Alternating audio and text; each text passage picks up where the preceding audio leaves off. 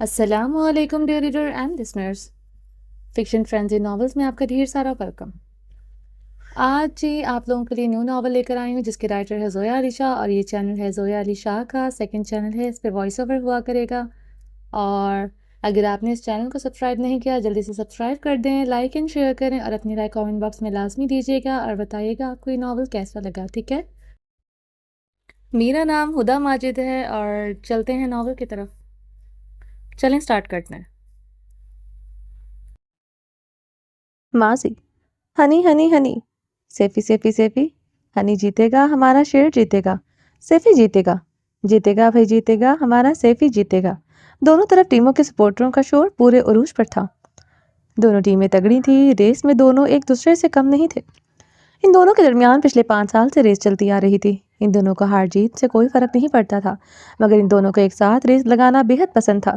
دونوں best friend سے، دونوں نہیں بلکہ تینوں کرداروں کو متعارف کروا دیتی ہوں۔ سیفی، ڈمپل اور ہنی تینوں بہت گہرے دوست تھے۔ اسکول کے زمانے سے ان کی دوستی چلتی آ رہی تھی۔ ڈمپل حد سے زیادہ خوبصورت تھی، اتنی خوبصورت کہ پورے یونیورسٹی کے لڑکے اس پر مرتے تھے۔ ہر کوئی اس کے سامنے دل تھالی میں لیے پھرتا تھا۔ اسے کالج کی بیوٹی کوئن کہا جاتا تھا۔ اس کے گالوں میں پڑتے گہرے ڈمپلز کی وجہ سے اسے ڈمپل کوئن کہا جاتا، اور وہ ڈمپل کے نام سے ہی یونیورسٹی میں مشہور تھی۔ دوسری طرف سیفی بھی بہت خوبصورت تھا۔ اگر عام لڑکوں سے سیفی کا مقابلہ کرواتے تو سیفی بہت خوبصورت اور جاذب نظر پرسنالٹی کا مالک تھا، مگر ہنی کے مقابلے میں کم۔ ہنی خوبصورتی میں ڈمپل کے مقابل تھا۔ اسے بھی لڑکیاں دیکھ کر اپنا دل ہار جاتی تھی۔ بھوری داڑھی، گرے آنکھیں، 6 فٹ کو ٹچ کرتا قد، چوڑی جسامت، اگر کہا جائے تو سیفی سے زیادہ خوبصورت تھا۔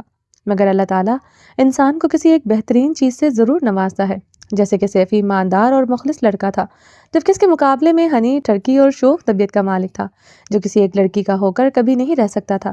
ڈمپل اور سیفی ایک دوسرے کو بہت پسند کرتے تھے اور ایک دوسرے کے لیے سیریس تھے، بہت جلد شادی کرنا چاہتے تھے۔ جبکہ دوسری طرف ہنی بھی ڈمپل کو پسند کرتا تھا، مگر وہ شادی نہیں کرنا چاہتا تھا۔ اسے ڈمپل کی قربت چاہیے تھی، مگر وہ اسے بیوی نہیں بنانا چاہتا تھا۔ ایسا نہیں تھا کہ اسے ڈمپل سے کوئی پرابلم تھی، مگر فی الحال وہ شادی کر کے اپنی آزادی کو خراب نہیں کرنا چاہتا تھا۔ اس کے لیے شادی صرف زندگی برباد کرنے کا نام تھا۔ اسے شادی میں کوئی دلچسپی نہیں تھی، مگر حسیناؤں میں بہت دلچسپی تھی۔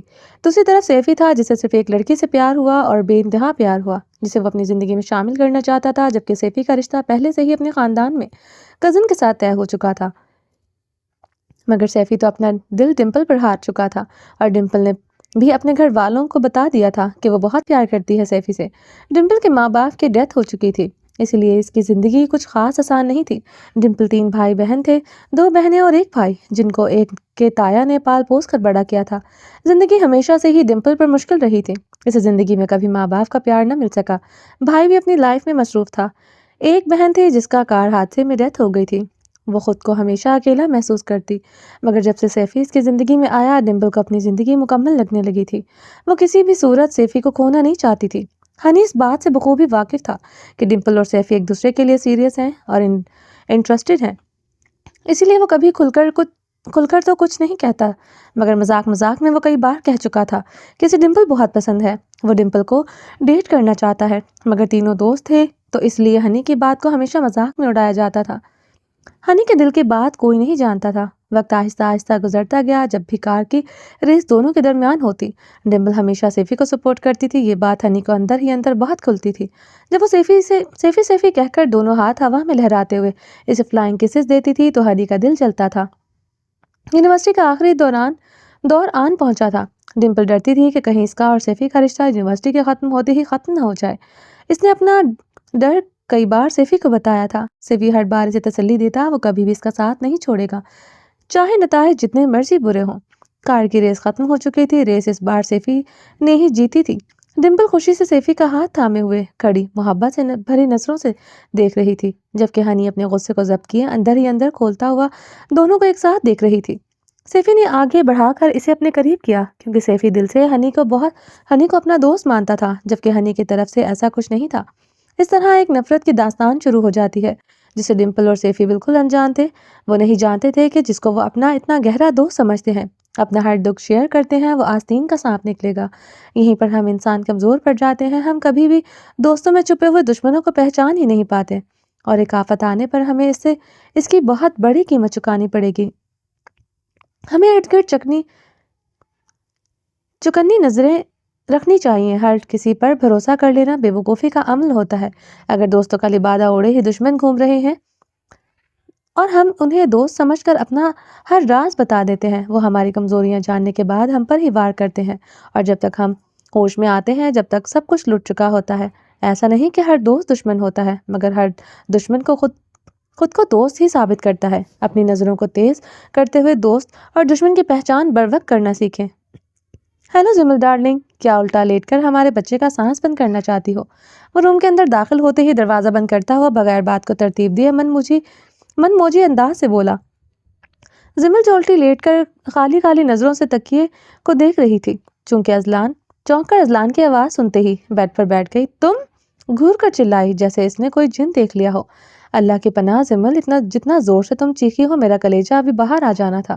وہ مصنوعی انداز میں اپنے سینے پر ہاتھ رکھتے ہوئے آنکھیں بند کیے گہرا سانس لیتا ہوا بولا، تمہارا کلیجہ تو میں اپنے ہاتھوں سے نکال کر اس کے ٹکڑے ٹکڑے کر دوں گی۔ اوے کیا کر رہی ہو پاگل لڑکی، سنو میری بات تو سنو تو۔ زمل غصے سے بیڈ سے اترتی ہوئی تکیے اٹھا کر اس کی جانب اچھالتے ہوئے رو کر بچوں کی طرح غصہ اتار رہی تھی۔ تمہاری بات سنو، تمہاری جس نے مجھے میرے گھر والوں کی نظر میں گرا دیا۔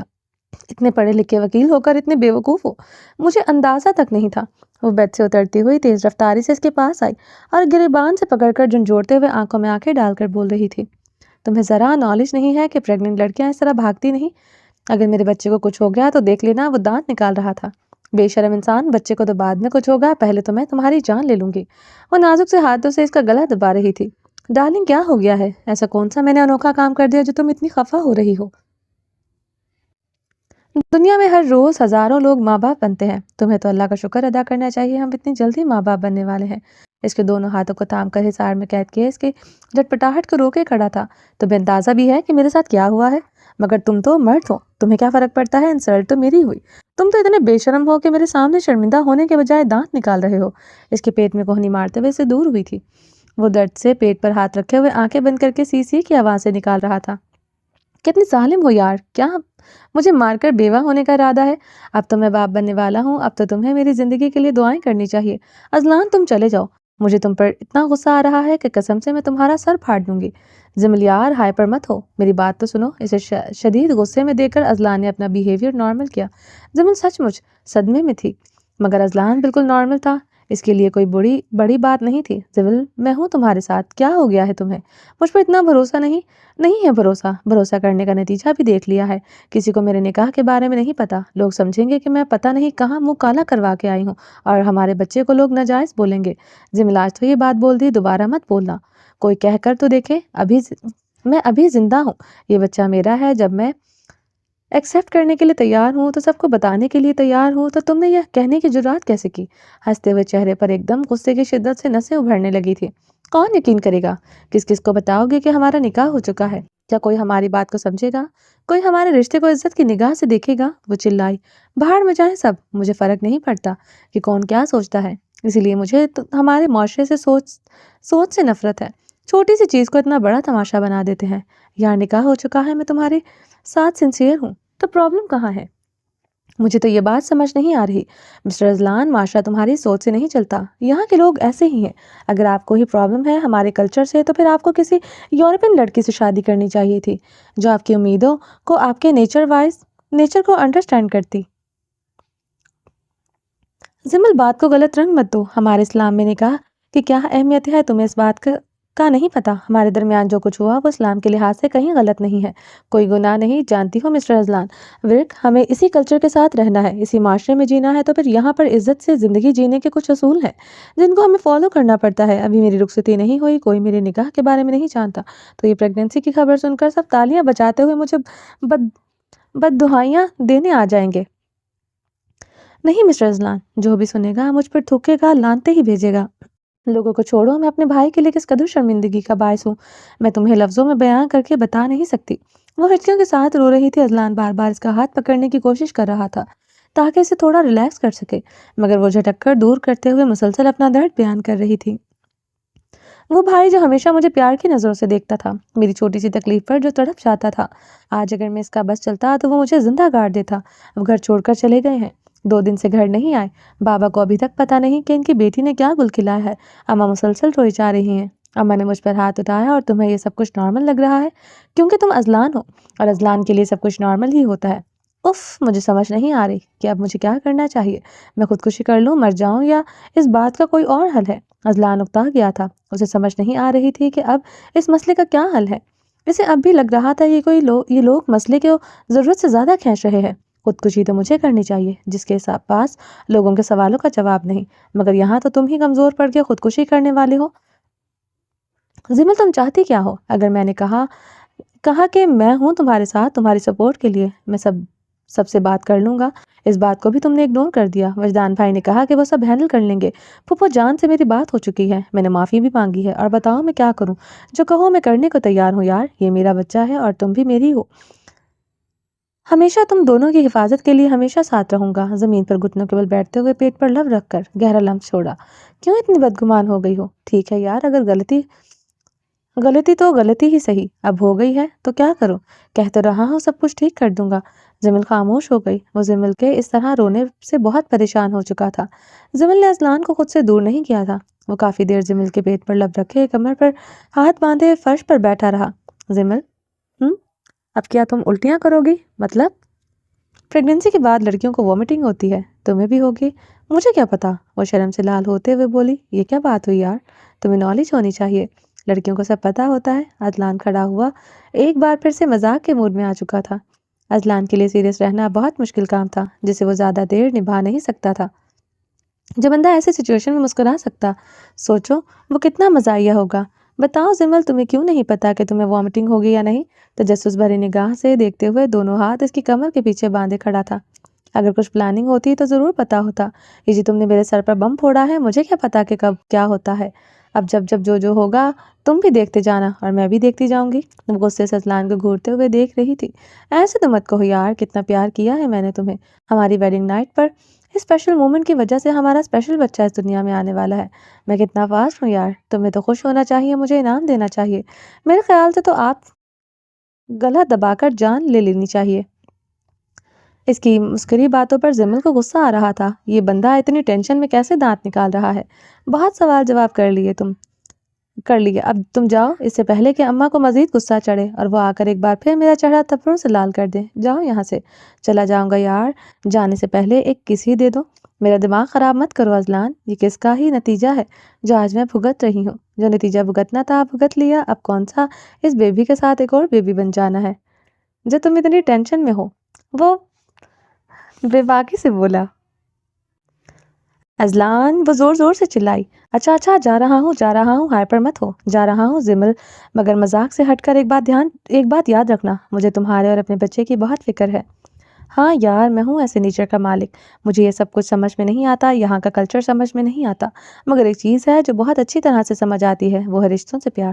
میں اپنے ہر رشتے سے بہت پیار کرتا ہوں، تم میرے ساتھ جڑ چکی ہو، میں تم سے محبت کرتا ہوں، میں تمہیں زندگی کے کسی موڑ پر بھی اکیلا نہیں چھوڑوں گا، اس بات کا مجھ پر یقین رکھو۔ سوچ لو اگر بلاج بھائی نے کبھی حریہ کو کوئی تکلیف دی، تب بھی تم میرا ساتھ دو گے؟ سوالیہ نظروں سے دیکھتے ہوئے بولی۔ دیکھو زمل، مجھے یہ نہیں پتا کہ اس سچویشن میں کیا کروں گا، میں تم سے پیار کرتا ہوں، تمہارے ساتھ کبھی کچھ غلط نہیں ہونے دوں گا۔ حریہ میری جان سے پیاری بہن ہے، میں اس سے بہت پیار کرتا ہوں، مگر میرے دل میں تمہارا کیا مقام ہے تمہیں میں الفاظوں میں بیان کر کے نہیں بتا سکتا۔ پلیز میرے لیے بدگمانیاں مت پالو، انشاءاللہ بہت جلد سب ٹھیک ہو جائے گا۔ ماتھے پر لب رکھ کے پیار سے چومتے ہوئے اسے اپنے حصار میں پتہ نہیں کتنی دیر تک لیے کھڑا تھا۔ ہم کہاں جا رہے ہیں فجر؟ یہ سوال تم کتنی بار کر چکی ہو، جب پہنچیں گے تو پتہ چل جائے گا۔ پلین کے اندر فجر کا ہاتھ تھام کر داخل ہوتے ہوئے براق نے دھیمے لہجے میں کہا، اگر بتا دیں گے تو سسپینس ختم ہو جائے گا، میں دوبارہ نہیں پوچھوں گی، بہت جلد ہر چیز سے پردہ اٹھ جائے گا، سب سسپینس ختم ہو جائیں گے، پھر دیکھوں گا کہ تم اپنے دماغ میں کتنا استعمال کرتی ہو۔ ہم پاکستان جا رہے ہیں واپس، اور کوئی سوال؟ سیٹ پر نرمی سے بیٹھتے ہوئے آہستہ آواز کہا، ہم پاکستان جا رہے ہیں؟ کیا آپ مجھے میرے گھر چھوڑنے جا رہے ہیں؟ فجر کے اندر ایک معصوم لڑکی کھل اٹھی تھی اپنے ملک کا نام سن کر۔ اس کی کھلتی رنگت، خوشی والے چہرے کو دیکھ کر براق کہ دل کو کتنی خوشی ہوئی تھی، یہ تو کوئی اس سے پوچھتا۔ فجر ہنسنا تو جیسے بھول چکی تھی، خوشحالی تو پچھلے 8 مہینوں سے فجر کے چہرے پر دیکھی ہی نہیں تھی۔ براق جیسے عاشق بہت کم ہوتے ہیں جو خود کو آگ کی لپٹوں کا سامنا کرتے ہوئے محبوب کو بچا لیتے ہیں۔ پلیز بتائیں نا، آپ سچ کہہ رہے ہیں؟ اس کے سامنے ہاتھ لہراتے ہوئے فجر نے سوال کو دہرایا۔ براق جس کی آنکھوں میں کھو کر اس فجر کو تلاش کر رہا تھا، جس کی آنکھوں میں خوشیوں کے رنگ ہوا کرتے تھے، جس میں زندگی جینے کی چاہ تھی، جس کے چہرے پر ہر وقت رونق ہوا کرتی تھی، یہ فجر اس فجر سے بہت مختلف ہو چکی تھی۔ مگر آج اس کے چہرے پر خوشی کا ہلکا سا رنگ دیکھ کر براق کے دل کو تسکین ہوئی تھی کہ شاید فجر آنے والے وقت میں پھر سے پہلے والی فجر بن جائے گی۔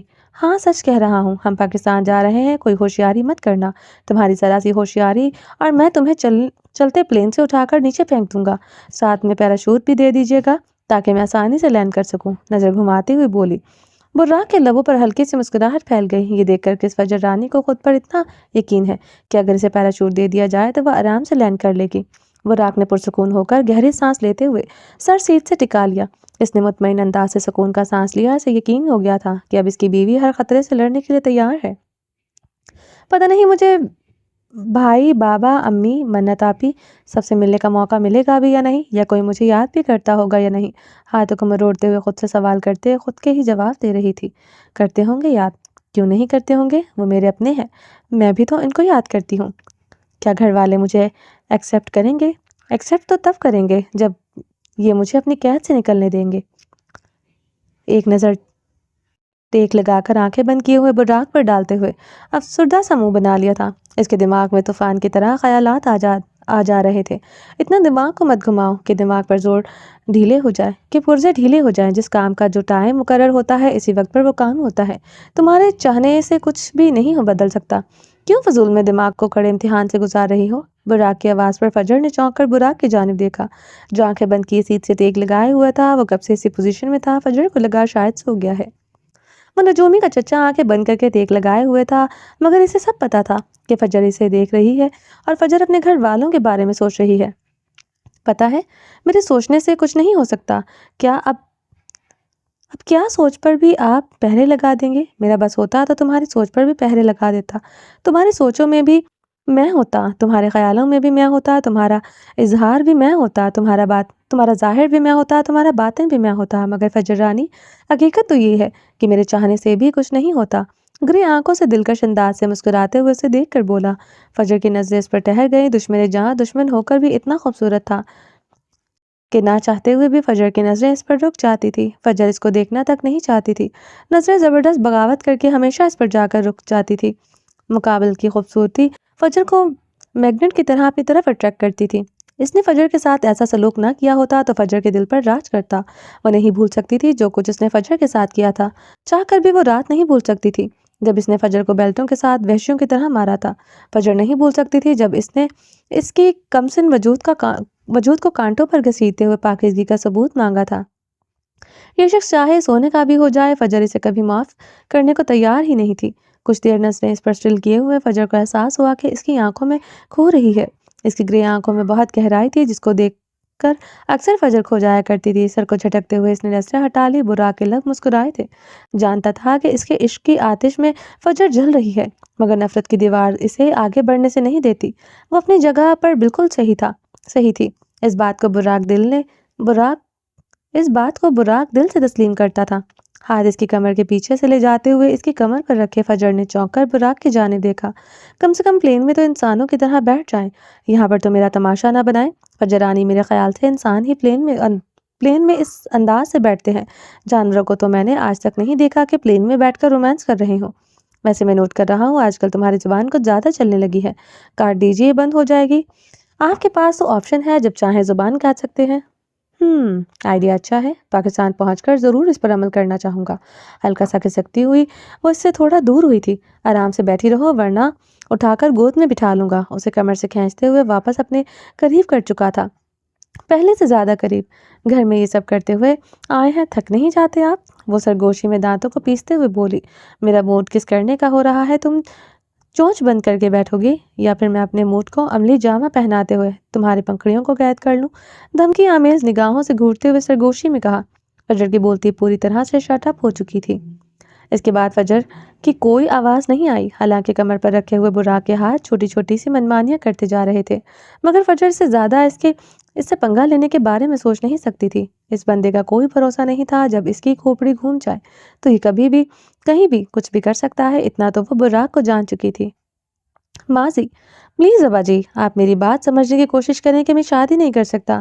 اگر آپ کے کہنے پر شادی کر بھی لوں گا تب بھی میں سریا کو کبھی بیوی کی حیثیت سے قبول نہیں کر پاؤں گا۔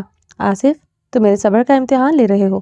بچپن سے تمہارا رشتہ اس بچی کے ساتھ ہے اور آج تم منہ پر جواب دے کر جا رہے ہو۔ صلاح الدین کی گرجدار آواز گونج اٹھی تھی۔ ابا جی، آپ جذباتی ہو رہے ہیں۔ بچپن میں جب آپ نے رشتہ طے کیا تھا تو میری رائے نہیں پوچھی گئی تھی۔ اگر پوچھتے تو میں تب بھی اس رشتے کے لیے انکار ہی کرتا۔ آصف، تم یہ بول کر میرے منہ پر تھپڑ مار رہے ہو۔ مجھے تم سے ایسی امید نہیں تھی، تم میرے بیٹے ہو، سرکش نکلو گے، میں نے کبھی سوچا بھی نہیں تھا۔ صلاح الدین کی آنکھوں میں خون اتر آیا تھا۔ صلاح الدین کے بیٹے کا اس کا غرور تھے۔ صلاح الدین کو غرور تھا کہ اس بات کا کہ اس کے بیٹے کبھی اس کے حکم کے خلاف ورزی نہیں کر سکتے۔ آج آصف کا انکار کرنا صلاح الدین کے دل کے ٹکڑے ٹکڑے کر گیا تھا۔ ابا جان، میں ایسا سوچ بھی نہیں سکتا۔ خدا مجھے موت دے دے اگر میں آپ کے سامنے سرکشی کرنے کے بارے میں سوچوں تو۔ ابا جان، میں کسی سے وعدہ کر چکا ہوں اور میں آپ کا خون ہوں، وعدہ توڑ نہیں سکتا۔ اس لڑکی کی خوشیاں مجھ سے وابستہ ہیں، میں آپ کے آگے ہاتھ چھوڑتا ہوں۔ ابا جان، اس چیز کو انا کا مسئلہ نہ بنائیں۔ سریا بہت اچھی لڑکی ہے، اسے مجھ سے بہتر رشتہ مل سکتا ہے۔ میرے ساتھ شادی کر کے بھی وہ خوش نہیں رہے گی۔ آپ کہیں گے تو میں ان کے گھر والوں کے سامنے ہاتھ چھوڑ کر معافی مانگ لوں گا، مگر ابا جان، میں سریا کو کبھی بھی بیوی کے روپ میں قبول نہیں کر سکتا۔ آصف عرف سیفی نظر چکائے ہاتھ جوڑ کر صلاح الدین کے سامنے کھڑا تھا۔ عائشہ بیگم، اپنے بیٹے سے کہیے کہ میری نظروں سے دور ہو جائے، اس سے پہلے کہ میں اس کی جوانی کا لحاظ بھول کر اس پر ہاتھ اٹھا بیٹھوں۔ صلاح الدین کی گرجدار آواز سے عائشہ بیگم اپنی جگہ سے اٹھ کھڑی ہوئی تھی۔ صلاح الدین ورق مٹھیاں میچے کمر پر ہاتھ باندھے اپنا رخ بدل گیا تھا۔ اسے اپنے بیٹے سے ایسی توقع نہیں تھی کہ وہ اتنا ضدی بن کر اس کے سامنے کھڑا ہو جائے گا۔ صلاح الدین کا مان ٹوٹا تھا، اس نے بچپن سے سریا کے رشتے کے لیے زبان دے رکھی تھی۔ آج زندگی میں پہلی بار صلاح الدین ورق کو اپنی زبان سے پیچھے ہٹنا پڑ رہا تھا۔ یہ صلاح الدین کے لیے مرنے سے زیادہ تکلیف دہ عمل تھا۔ سیفی، تم چلے جاؤ۔ اما جان، کہاں چلا جاؤں اور کیوں چلا جاؤں؟ بیٹا ہوں آپ کا، آپ کے سامنے ہاتھ چھوڑ رہا ہوں، پلیز معاف کر دیجئے اور میرا ساتھ دے دیں۔ طلبگار نگاہوں سے دیکھتے ہوئے آصف ورق نے ہاتھ جوڑے۔ میں نے کہا آصف، تم میرے گھر سے چلے جاؤ۔ میں تم ایک سیکنڈ اور اس گھر میں برداشت نہیں کر سکتا۔ جس نے میری عزت کی دھجیاں اڑا دی، اس کے لیے میرے گھر میں کوئی جگہ نہیں ہے۔ صلاح الدین گرجتے ہوئے تیش زدہ نظروں سے دیکھ رہا تھا۔ ابا جان، پلیز ریلیکس ہو جائیں، ہم آرام سے بیٹھ کر بات کر سکتے ہیں۔ صلاح الدین کا بڑا بیٹا چوہدری ریاض ورق نے آگے بڑھ کر آصف کی ڈھال بننا چاہا۔ دونوں بھائیوں میں بہت پیار تھا، وہ کیسے برداشت کرتا کہ اس کے چھوٹے بھائی کو اس کی محبت نہ ملتی، یا پھر اسے اس گھر سے نکل جانے کا فرمان جاری کر دیا جاتا اور ریاض خاموش رہتا۔ ریاض، تمہیں لگتا ہے کہ یہ مسئلہ بیٹھ کر آرام سے سلجھانے والا ہے؟ اس نے میرے فیصلے کو ٹکرایا ہے، اس کی وجہ سے مجھے شرمندہ ہونا پڑے گا، نظریں جھکانی پڑیں گی اس بچی کے والدین کے سامنے۔ میرے لیے میری عزت سے بڑھ کر کچھ نہیں۔ آج سے اس کا اور میرا رشتہ ختم۔ ابا جان، اپنے خون سے کوئی اس طرح منہ نہیں موڑتا۔ زندگی جینے کا ہر کسی کو حق ہوتا ہے، اگر وہ کسی سے محبت کرتا ہے تو ہمیں بیچ میں دیوار نہیں بننا چاہیے۔ ابا جان، رہی بات آپ کے سر جھکنے کی، تو ایسا کبھی نہیں ہو سکتا کہ ہمارے ابا جان کا سر ہماری وجہ سے جھکے۔ اگر آپ وہ رشتہ چھوڑیں گے تو آپ کی عزت نہیں رہے گی۔ اگر اس کا حل ہے میرے پاس، آپ سریا کا رشتہ مجھ سے کر دیجئے، میں اسے شادی کرنے کے لیے تیار ہوں، مگر ابا جان پلیز اس کو معاف کر دیں۔ ریاض ورق نے اپنے بابا کے قدموں میں بیٹھ گیا۔ ریاض، تم اس کو شہ دے رہے ہو؟ نہیں ابا جان، چھوٹا بھائی ہے میرا، اس کی خوشیوں کی بھیک مانگ رہا ہوں۔ سوچ لو، اگر زندگی میں کبھی سریا کو تمہاری وجہ سے کوئی پریشانی ہوئی، اس کا انجام بہت برا ہوگا۔ ابا جان، مر جاؤں گا مگر کبھی اس لڑکی کو کوئی پریشانی نہیں ہونے دوں گا۔ اسے اس گھر میں پورا مان سامان ملے گا جو اسے آصف سے شادی کرنے کے بعد ملتا۔ ٹھیک ہے، تیار رہنا، میں اس بچی کے گھر والوں سے بات کر کے بہت جلد تم دونوں کی شادی طے کر دیتا ہوں۔ اس سے پہلے کہ تم بھی اس کے جیسے نکلو، میں تم دونوں کو رشتہ ازدواجی زندگی میں باندھ دوں گا۔ صلاح الدین کو خود پر یقین تھا کہ وہ فیصلہ کرے گا تو سریا کے گھر والے ضرور مانیں گے۔ صلاح الدین کے فیصلوں کو گاؤں کے علاوہ فیملی اور اس کے رشتہ دار بھی بہت زیادہ اہمیت دیتے تھے۔ تمہارا جو دل چاہتا ہے تمہیں کرنے کی اجازت ہے، مگر تم اس گھر میں نہیں رہ سکتے۔ صلاح الدین نے اٹل تھا فیصلہ سنا دیا۔ ابا جی، ریاض، میں تم سے کسی طرح کی بحث نہیں سننا چاہتا۔ ایک بیٹا میرا یقین توڑ چکا ہے، زبان درازی کر کے تم بھی یہی ثابت کرنا چاہتے ہو کہ میرے فیصلوں کو کوئی اہمیت نہیں ہے۔ ریاض کی بات سنے بغیر ہی صلاح الدین نے اسے خاموش کروا دیا۔ نہیں ابا جان، میں تو ایسا سوچ بھی نہیں سکتا۔ آپ کا فیصلہ سر آنکھوں پر، بس ایک گزارش ہے ابا جی، اس کو معاف کر دیں۔ اس وقت میرے پاس اس کو دینے کے لیے کچھ نہیں ہے، معافی بھی نہیں۔ آنے والے وقت میں کیا ہوگا میں اس کا کچھ نہیں کہہ سکتا۔ آنے والے وقت میں شاید اس کے لیے کوئی گنجائش میرے دل میں نکل آئے، مگر اس وقت میں اس کی شکل نہیں دیکھنا چاہتا۔ صلاح الدین نے اپنا رخ پھیرتے ہوئے سرد لہجے سے کہا۔ ابا جان کو شدید غصے میں دیکھ کر ریاض پھر خاموش ہو گیا۔ صلاح الدین نے کے فیصلے کو سن کر عائشہ بیگم نے آگے قدم بڑھائے، مگر لب کھولنے سے پہلے ہی صلاح الدین نے تیش زدہ نظروں سے اسے دیکھتے ہوئے ہاتھ اٹھا کر خاموش کروا دیا۔ صلاح الدین کا گھر میں بہت دبدبا تھا۔ عائشہ بیگم اپنے بیٹے کا دفاع کرنا چاہتی تھی، مگر اپنے شوہر کے ڈر سے خاموش ہو گئی۔ آصف ورک کو سزا کے طور پر گھر سے بے گھر کر دیا گیا، جائیداد کا حق چھین لیا گیا۔ صلاح الدین کے فیصلے ایسے ہی ہوتے تھے، اٹل۔ آصف ورک کو اپنا پیار تو مل گیا تھا، مگر اسے اس کے بدلے بہت کچھ کھونا پڑا۔ ریاض ورک نے اسے تسلی دی کہ وقت کے ساتھ ساتھ سب کچھ ٹھیک ہو جائے گا۔ وہ ڈمپل کے ساتھ اپنا گھر بسائے، وہ اس کے ساتھ ہے۔ اس کے نکاح میں اور کوئی آئے یا نہ آئے، مگر اس کا بھائی ضرور آئے گا۔ ریاض ورک میں جھک کے بہت بڑی قربانی دی تھی، جس کا پتہ تو آصف کو بھی نہیں تھا۔ ریاض ورک اپنی ایک فرینڈ کو بہت پسند کرتا تھا، جس سے وہ اظہار بھی نہیں کر پایا تھا کہ اسے اپنے بھائی کے لیے یہ قربانی دینی پڑی۔ وہ اچھی طرح سے جانتا تھا کہ اگر وہ یہ قدم نہیں اٹھاتا تو حالات جتنے خراب ہوئے تھے اس سے کہیں زیادہ خراب ہو جاتے۔ ریاض ورک وہ بھائی تھا جس نے اپنی سانسوں کو اپنے بھائی کی ٹوٹتی ہوئی سانسوں سے ملا کر جوڑ دیا تھا۔ اسے اس کی محبت اس کی زندگی دے دی اور اپنے درد پر اف بھی نہیں کیا۔ اس بھائی کے ساتھ یہ تسلی لیے آصف ورک اپنے نئے سفر پر نکل پڑا، جس سفر میں منزل ڈمپل تھی، جس کا پورا نام عافیہ شاہ تھا۔ صلاح الدین نے سریا کے گھر والوں سے کوئی بات نہیں چھپائی تھی۔ اس نے سیدھا جا کر بتا دیا کہ ان کا بیٹا باغی ہو کر کہیں اور شادی کرنا چاہتا ہے۔ صلاح الدین کو جھوٹ سے سخت نفرت تھی۔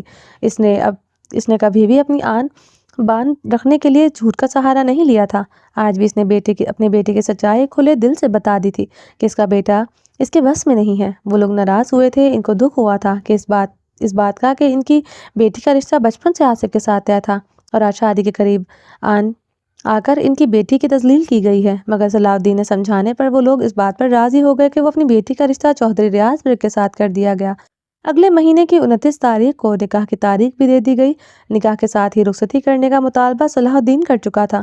سریا کے گھر والے بھی اپنی بیٹی کو مزید کسی شرمندگی سے بچانے کے لیے حامی بھر چکے تھے، مگر اس ساری بات میں سریا کے دل کا حال کسی نے نہیں سمجھا تھا، جس نے بچپن سے آصف ورک کے خواب اپنے آنکھوں میں سجا رکھے تھے، جس کا دن آصف کے نام سے شروع ہوتا تھا اور رات آصف کے نام پر ختم ہو جاتی۔ اتنے سال کے انتظار کا پھل اسے انکار کی صورت میں ملا تھا۔ سریا کو اب سمجھ آیا کیوں آصف اس سے بات نہیں کرتا تھا، کیوں اس کے فون کرنے پر وہ ہمیشہ ٹال جاتا تھا، کیوں جب بھی وہ اس کے گھر جاتی وہ اسے نظر انداز کرتا تھا۔ وہ پاگل کبھی یہ سمجھ ہی نہیں سکی کہ وہ اس میں انٹرسٹڈ نہیں ہے۔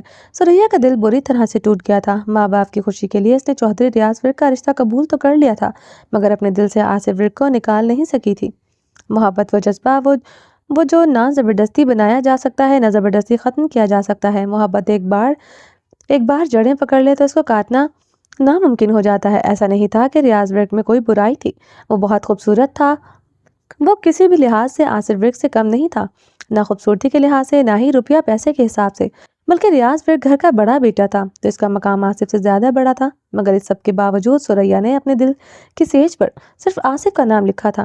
دل ہی دل میں عافیہ سریا سے شدید نفرت کرنے لگی تھی، اس کے عافیہ سے جس کو اس نے آج تک دیکھا بھی نہیں تھا، پھر بھی دنیا میں اس کی پہلی اور آخری دشمن تھی، جس نے سریا سے اس سب کی قیمتی چیز اس کی محبت چھین لی تھی۔ حور بیبی، اٹھ جاؤ، میرے سینے پر ہمیشہ کے لیے اپنی دنیا قائم کرنے کا ارادہ ہے۔ حور گہری نیند میں سو رہی تھی، بلاج کی سخت شدتوں کو سہتے ہوئے اس کا نازک وجود تھک چکا تھا، مگر گہری نیند میں بھی وہ بلاج کی بدلی ہوئی آواز کو محسوس کر سکتی تھی۔ بلاج کی آواز میں رات جیسی محبت نہیں تھی، کچھ الگ تھا جس کو حور کی نیند کی خماری میں شدت سے محسوس کیا تھا۔ نیند کی خماری سے بھری ہوئی آنکھوں کو کھول کر حور متلاشی نظروں سے بلاج کی جانب دیکھ رہی تھی۔ سینے سے سر کو اٹھائے اس کی نظریں بلاج کی نظروں میں کچھ تلاش کر رہی تھی۔ بلاج کے چہرے پر رات کے جیسی تو نہ محبت تھی، نہ نظروں میں خماری کا جہاں آباد تھا نظر آیا تھا۔ یہ تو کوئی الگ ہی بلاج لگ رہا تھا، جس کے چہرے پر جیت کے رنگ بکھرے ہوئے تھے، کچھ حاصل کر لینے کی یا فتح یابی نظر آ رہی تھی۔ ایسے کیا دیکھ رہی ہو؟ اٹھ جاؤ، بری رات دل نہیں بھرا جو اب بھی مجھ پر گری ہوئی ہو؟ بلاج، آپ کیسے باتیں کر رہے ہیں؟ کیا ہو گیا ہے آپ کو؟ وہ حیران ہوتی ہوئی خود سے ہی شرمندہ ہو کر شرم سے لال پڑ چکی تھی۔ اپنے آپ کو چادر میں چھپاتے ہوئے حور بلاج کے اوپر سے اٹھتی ہوئی سائڈ پر ہو گئی۔ کیا ہوا ہے مجھے؟ کیا میرے سینگ نکل آئے ہیں؟ میرا وہ مطلب نہیں تھا۔ میں پوچھنا چاہ رہی تھی کہ آپ اچانک سے کیوں؟ حور کو الفاظ نہیں مل رہے تھے کہ وہ کیا سوال کرے کہ کیا پوچھے اس سے۔ اچانک سے کچھ نہیں ہوا، سب کچھ پلاننگ کے تحت ہوا ہے حور بیبی۔ تمہاری اکڑ، تمہارا غرور، سب کچھ کل رات ختم ہو گیا ہے۔ میں نے تمہیں یوز کیا، حساب برابر۔ اب تیاری پکڑو، تمہیں تمہارے بھائی کے دروازے پر پھینک کر آنا ہے۔ یہ تھپڑ ہے تمہارے بھائیوں کے منہ پر میری طرف سے۔ اپنی شرٹ اٹھا کر پہنتے ہوئے وہ کتنی صفاقی سے یہ سب بول رہا تھا، اس کے ماتھے پر شکن تک نہیں تھی۔ یہ سب کہتے ہوئے اس کا لہجہ کس قدر شفاف تھا۔ حور کو چادر میں چھپائے ہوئے بیڈ پر بیٹھی پھٹی پھٹی نظروں سے بلاج کی جانب دیکھ رہی تھی۔ اسے اپنی سماعت پر یقین نہیں آ رہا تھا کہ بلاج ایسا کر سکتا ہے۔ بلاج نے اس کے ساتھ دھوکہ کیا ہے۔ اس کا دل ماننے کو تیار نہیں تھا۔ ایسے کیا دیکھ رہی ہو؟ مجھ سے دل نہیں بھرا؟ کچھ اور دیر میرے ساتھ گزارنا چاہتی ہو تو منہ سے بولو۔ بلاج عنایت میں کچھ اور شدتیں تمہیں خیرات میں دے دے گا۔ بلاج، میں تمہاری جان لے لوں گی۔ تم میری توہین کر رہے ہو، وہ زور سے چلائی۔ بلاج کے لب مسکرائے تھے حور کی طرف دیکھ کر۔ اسی طرف کو تو دیکھنے کے لیے وہ پوری رات سویا نہیں تھا۔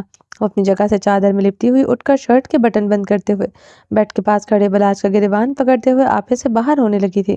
ایک ہاتھ سے چادر سنبھالے ہوئے اور دوسرے ہاتھ سے اس کا گریبان تھام رکھا تھا۔ نظریں نظروں میں گاڑے ہوئے جواب طلب تھی کہ اس نے ایسا کیوں کیا۔ زبان ساتھ نہیں دے رہی تھی۔ بلاج کہہ دو کہ تم مذاق کر رہے ہو، پلیز بلاج۔ اف حور بیبی، تمہاری یہ تڑپ دیکھنے کے لیے تو میں پوری رات تک نہیں سویا۔ میں آج سوچ رہا تھا جب تم تڑپو گی، جب تم رو گی، جب تم گڑ گڑاؤ گی، کہو گی بلاج، تم کہو کہ مذاق کر رہے ہو تو تم جھوٹ بول رہے ہو، اور میں کہوں گا نہیں حور بیبی یہ بالکل سچ ہے کہ میں نے تم سے تمہارے بھائی کا بدلہ لیا ہے۔ اس کے بعد جو میرا امپریشن تمہارے چہرے پر میں دیکھ سکوں گا تو کیا ہی نظارہ ہوگا۔ تھینک یو حور بیبی، تم نے مجھے مایوس نہیں کیا، بالکل ویسے ہی پرفیکٹ تاثرات دکھا رہی ہو۔ بلاج کے چہرے پر شیطانی مسکراہٹ پوری طرح سے بکھری ہوئی تھی۔ اس کے چہرے پر جیت جانے کا غرور نظر آ رہا تھا۔ وہ خوش تھا ہدیہ کے غرور کو توڑ کر۔ وہ خوش تھا اس لڑکی کے غرور کو توڑ کر جس نے ہمیشہ خود سے پہلے اپنی اکڑ کو ترجیح دی۔ آج کے بعد ایسی غلطی دوبارہ مت کرنا ورنہ انجام بہت برا ہوگا چودھری۔ بلاج کے گریبان پر ہاتھ ڈالنے سے پہلے سوچ لینا کہ اس کے نتائج تم برداشت نہیں کر سکو گی۔ اس کے ہاتھ کو گریبان سے ہٹاتے ہوئے لفظوں کو چباتے ہوئے بولا۔ بلاج کا انداز، بلاج کی باتیں حور کے جسم میں لہو لہان کر رہی تھی۔ وہ اسٹل ہو کر کھڑی تھی۔ وہ یقین کرنا چاہتی تھی کہ بلاج اس کے ساتھ یہ سب کر چکا ہے، مگر اس کا دل ماننے کو تیار نہیں تھا۔ وہ کیسے بھول جاتی جو کچھ اس نے رات کو کہا تھا۔ اس کی باتوں میں، اس کے انداز میں کس قدر پیار تھا۔ اس نے ہر لمحے کو پورے دل سے خود محسوس کیا تھا۔ حور کو کہیں اس کی باتوں میں کھوٹ نظر نہیں آئی تھی، مگر اس وقت وہ انکار کر رہا تھا۔ اس وقت سچ بول رہا ہے یا رات کو سچ بول رہا تھا، اس کے لیے فیصلہ کرنا مشکل ہو گیا تھا۔ جو کل رات کہا وہ سب جھوٹ تھا۔ تم مجھ سے پیار نہیں کرتے، تم نے سب بدلہ لینے کے لیے کیا۔ آنسو ٹپ ٹپ حور کی آنکھوں سے گر کر گالوں سے پھسلتے ہوئے بے دردی سے فرش پر گر رہے تھے۔ ہاں حور بیبی، یقین رکھو مجھ پر، میں تم سے کبھی جھوٹ نہیں بولوں گا۔ بس کل رات کو تھوڑا سا جھوٹ بولنا پڑا، تم ویسے میرے چنگل میں پھنس نہیں سکتی تھی، اور زبردستی تم سے کرنا نہیں چاہتا تھا، اس لیے جھوٹ بولنا پڑا کہ میں تم سے پیار کرتا ہوں۔ مگر حور، کیا پوری دنیا کی لڑکیاں مر گئی ہیں جو میں تم سے پیار کروں گا؟ بد دماغ بھائیوں کی بد دماغ بہن۔ اس کی کمر پر ہاتھ باندھے ہوئے، اس کی چادر میں لپٹے ہوئے بے لباس وجود کو گہری نظروں سے دیکھ کر اس کی روح تک کو چھلنی کر رہا تھا۔ حور بیبی پلیز رونا مت، جب تم روتی ہو تو مجھے بہت اچھا لگتا ہے، مگر پھر بھی میں تمہیں رونے سے منع کر رہا ہوں۔ میں تمہارے بھائیوں کے جیسا کم ظرف نہیں ہوں۔ کیوں کر رہے ہو ایسا؟ میں نے تمہاری خاطر سب کو چھوڑنے کا فیصلہ کر لیا اور تم مجھے ہی ذلیل کر رہے ہو۔ حور کانپتے ہوئے ہونٹوں سے بمشکل بول رہی تھی۔ آنسو اس کے پورے چہرے کو بھگو رہے تھے، ہونٹ کانپ رہے تھے۔ حور دیکھو، رات کو ہمارے درمیان کتنی ہاٹ رات گزری ہے، دونوں نے کتنا انجوائے کیا ہے۔ تم تو پوری رات مجھ سے لپٹی رہی۔ اف حور، کتنی ہاٹ ہو یار تم۔ اب تم گزری ہوئی رات کو زبردستی کا نام نہیں دے سکتے، کیونکہ تم پوری طرح سے اس زبردستی میں شامل تھی۔ وہ حور کی عزت کی دھجیاں اڑا رہا تھا۔ بلاج، اگر بدلہ لینا تھا تو تم میری جان لے لیتے، کم سے کم یوں ذلیل تو نہ کرتے۔ تم نے تو مجھ سے میرا غرور ہی چھین لیا۔ تم نے تو حور کو جیتے جی مار دیا۔ ایک لڑکی کے لیے اس کی عزت سے بڑھ کر کچھ نہیں ہوتا۔ تم نے میری عزت کا پہرے دار بن کر میری عزت پر ہی وار کر دیا بلاج۔ بھیگی پلکوں پر شبنمی قطرے ٹپکے جا رہے تھے۔ چہرہ تاثرات سے عاری تھا، ڈھیلا وجود لیے کھڑی وہ جواب کی طلبگار تھی۔ اور جو تمہارے بھائی نے کیا اس پر تھوڑی سی روشنی ڈالنا پسند کرو گی؟ ورک خاندان کی شہزادی۔ بلاج کا لہجہ شدید سرد تھا، آنکھوں میں غصے کے رنگ۔ یہ وہی پہلے والا بلاج تھا جو حور کو تکلیف دے کر بہت خوش ہوا کرتا تھا۔ ایسے مت دیکھو، जवाब दो कि जो तुम्हारे भाई ने किया वो ठीक था मेरी बहन से, चोरी निकाह किया, रात के अंधेरे में हमारी इज्जत पर डाका डाला, ये सब ठीक था, और जो मैंने किया वो गलत है? नहीं, जो तुमने किया बिल्कुल ठीक है किया, मेरे भाई की यही सज़ा होनी चाहिए थी। बता दो मेरी अगली सज़ा क्या है? मैं तैयार हूँ हर सज़ा भुगतने के लिए। बलाज ने हैरान नज़रों से हूर की जानिब देखा। ये वो हूर थी ही नहीं जो अपनी अना की खातिर लड़ जाया करती थी, जो बात बात पर लड़ने को तैयार रहती थी, जो बलाज से टक्कर का मुकाबला करती थी। ये तो कोई और हूर थी जो टूटी और बिखरी हुई थी। बलाज हूर से ऐसी तवक्को नहीं कर रहा था। वो तो हूर को तड़पता हुआ देखना चाहता था, चीखता हुआ देखना चाहता था, मगर ये तो खामोश हो चुकी थी। चिल्लाओगी नहीं? चिल्लाओ कि मैंने तुम्हारे साथ गलत किया है, सबको बताओ जाकर, उसे उकसा रहा था। इससे क्या होगा? अगर तुम्हारे दिल को तस्कीन पहुंचेगी तो मैं चिल्ला दूंगी, कह दूंगी कि तुम बहुत बेगैरत हो। मेरे जिस्म में बहुत आग थी कि मैंने चौधरी बलाज को बहकाया और अपने जिस्म की आग ठंडी कर ली। इसके बाद मुझ पर लोग लानतें भेजेंगे और लानतें भेजने के बाद मेरा स्टेटस तबाह हो जाएगा। इसके बाद मैं डिप्रेशन में चली जाऊंगी, किसी दिन ज़िंदगी से उकताकर खुदकुशी कर लूँगी। इससे आपको कोई फ़ायदा नहीं होगा। मेरे ख़्याल से तुम मुझे आहिस्ता आहिस्ता करके सज़ा देते रहना। इसके बाद इससे तुम्हारे दिल को तस्कीन पहुँचेगी। मुझे टॉर्चर करना, जलील करना, मेरी ज़िंदगी को मुझ पर ही तंग कर देना, ऐसी ऐसी सज़ाएँ देना कि मेरी रूह काँप जाए और मैं पछताऊँ इस लम्हे को, जिस लम्हे मैंने पूरे दिल से तुम्हें कबूल किया। वो अपने आंसू साफ कर चुकी थी। सपाट लहजे से वो क्या बोल रही थी? बलाज ने सर झटकते हुए इसकी जानिब देखा। ड्रामे करने की ज़रूरत नहीं है। मैं तुम्हें तुम्हारे मायके छोड़ने जा रहा हूँ, तैयारी करो। हूर ने कोई जिद नहीं की थी, खामोश होकर कपड़े उतारती हुई वॉशरूम में जाकर बंद हो गई थी। मुझे तो एक बात समझ नहीं आ रही, वजदान की इतनी जल्दी किस चीज़ की है? मुझे इस रिश्ते से कोई एतराज़ नहीं है, मगर जिमल अपने घर की बेटी है, मुझे पसंद है। अगर जिमल हमारे घर की बहू बनेगी तो मुझसे ज़्यादा खुशी किसी को ना होगी, मगर हर चीज़ का एक तरीका होता है। तुम एक हफ्ते के अंदर शादी करवाने का कह रहे हो, ये तो कोई तरीका नहीं है। वजदान की माँ पूरी तरह से भड़की हुई थी। वजदान ने घर के बुजुर्गों को इकट्ठा करके बात सामने रख दी थी। एक बार तो मामला गर्म होना था। इस बात के लिए वजदान ज़हनी तौर पर तैयार था। अम्मी जान, मुझे ये नहीं समझ आ रहा कि आपको किस चीज़ पर एतराज़ है। शादी जल्दी हो रही है, इस चीज़ पर एतराज़ है। वजदान, तुम बच्चे हो, जो तुम्हें डिटेल में समझाऊं? सुरैया बेगम सख्त तासुरात लिए बात कर रही थी। दिन में न जाने तुम कितने फैसले करते हो, हज़ारों घरों की परेशानियां देखते हो, और तुम मुझसे पूछ रहे हो कि मुझे किस चीज़ की परेशानी है। जी अम्मी, मैं नहीं समझ पा रहा, क्या आप किस बात पर परेशान हैं? जिमिल को अजलान पसंद है, अजलान को जिमिल पसंद है। दोनों घर के वालों को इस रिश्ते पर कोई एतराज़ नहीं है, तो फिर मसला क्या है? ये अचानक से दोनों में पसंद और नापसंद का भूत इतनी तेज़ी से कैसे चढ़ गया? पहले तो मुझे इस बात का जवाब दो। आज तक तो अजलान ने कभी तक जिक्र तक नहीं किया कि इसे जिमिल पसंद है। वो सवाल सामने आया जिसका वजदान कब से इंतज़ार कर रहा था। सुरैया बेगम, आपको नहीं लगता कि आप बात को कुछ ज़्यादा ही तोल दे रही हैं? घर के बच्चे हैं, एक साथ पले बड़े हैं, अगर एक दूसरे को पसंद करते हैं तो इसमें इतनी बड़ी बात क्या है? पहले क्यों नहीं बताया?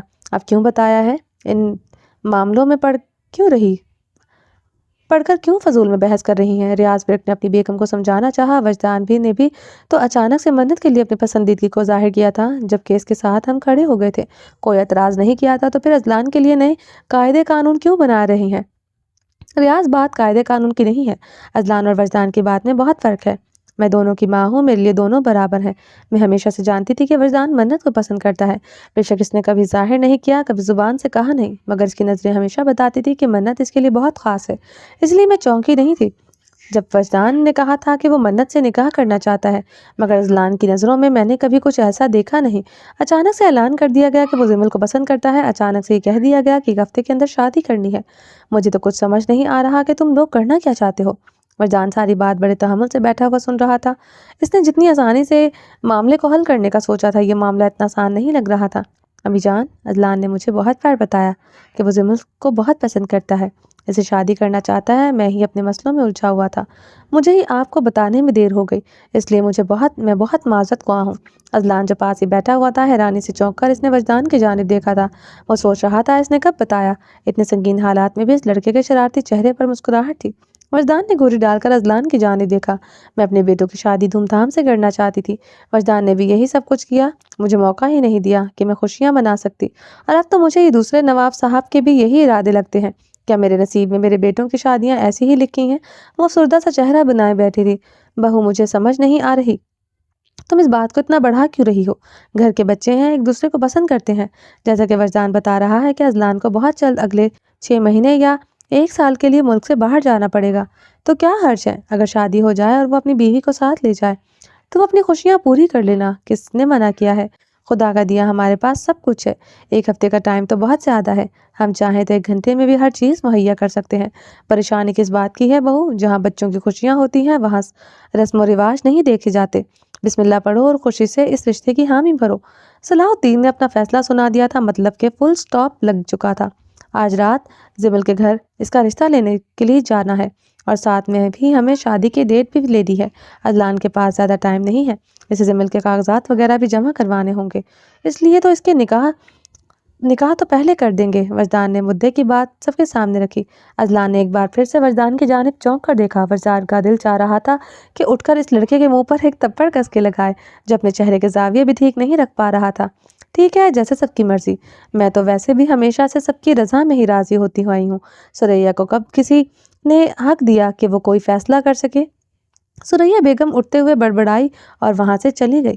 صلاح الدین کو اپنی بہو کا انداز بالکل نہیں اچھا لگا تھا۔ صلاح الدین نے گھور کر ریاض بیگ کی جانب دیکھا تھا۔ ریاض بیگ نے شرم سے نظریں جھکا لی۔ سوری ابا جان، وہ ماں ہے، شاید اس کی مرضی سے سب کچھ نہیں ہو رہا تھا تو وہ غصے میں ہے، میں اس کی طرف سے معذرت چاہتا ہوں۔ میں غصے میں ہونے کا یہ مطلب نہیں کہ تم بڑوں کا ادب لحاظ بھول جاؤ۔ صلاح الدین گرجا تھا، جا کر پتہ کرو آصف کب تک گھر لوٹے گا، اسے بھی ساری صورتحال سے آگاہ کرو۔ جی ابا جان۔ عافیہ اور آصف اس وقت گھر پر نہیں تھے۔ عافیہ کے بھائی کی طبیعت بہت زیادہ خراب تھی۔ پچھلے 2 دنوں سے وہ لوگ وہاں پر گئے ہوئے تھے۔ سب لوگ ایک ایک کر کے وہاں سے اٹھ کر اپنے روم کی جانب چلے گئے۔ آخر میں صرف اذلان اور وجدان بچے تھے۔ ارے بھائی کیا کر رہے ہو؟ سب کے جاتے ہی وجدان نے پاس پڑے ہوئے کوشن کو اٹھا کر اذلان کی جانب غصے سے بہکا، جس کو کیچ کرتے ہوئے اذلان دانت نکال رہا تھا۔ تم انسان بن جاؤ اذلان، تمہارے یہ دانت کسی دن بہت بڑی مشکل میں پھنسا دیں گے۔ تمہیں اندازہ ہے کہ مسئلہ کتنا خراب ہو چکا ہے؟ تم ہو کہ کبھی سیریس ہونے کا نام ہی نہیں لیتے۔ چل کیا رہا؟ چل کیا کروں بھائی؟ کیوں ہر وقت بزرگوں کے جیسا بیہیویئر رکھتے ہو؟ کوشن کو اپنے پیچھے رکھتے ہوئے آرام سے چل مارتے ہوئے وجدان کو بھی چل مارنے کا بول رہا تھا۔ پنجابی کی ایک کہاوت ہے، عقل نے پھر سوچا ہی سوچا، عقل نہیں تے پھر موجہ ہی موجہ۔ اس کا مطلب پتہ ہے؟ نہیں جی، اتنی گاڑی پنجابی کا مطلب مجھے سمجھ نہیں آتا، آپ مجھ سے انگلش کا ترجمہ کروایا کریں وجدان بھائی۔ وہ اپنی عادت سے مجبور دانت نکالتے ہوئے مسکرایا۔ ہاں جی، میں کیسے بھول گیا، تم تو انگریزوں کی اولاد ہو، اپنی مادری زبان کا ترجمہ بھلا تمہیں کیسے آئے گا؟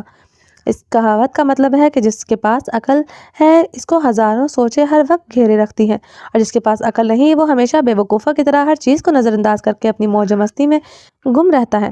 بدقسمت ہے زمل جو تم سے جڑ چکی ہے، تم نے تو کبھی زندگی میں سیریس ہونا نہیں، اس بیچارے کی زندگی تو خواہ تباہ ہو گئی۔ وجدان نے غصے سے گھورتے ہوئے کہا، اچھا بھائی، مجھ پر طنزوں کے تیر بعد میں برسا لینا، آپ بہت ذہین ہیں، میری ایک بات کا جواب دیں۔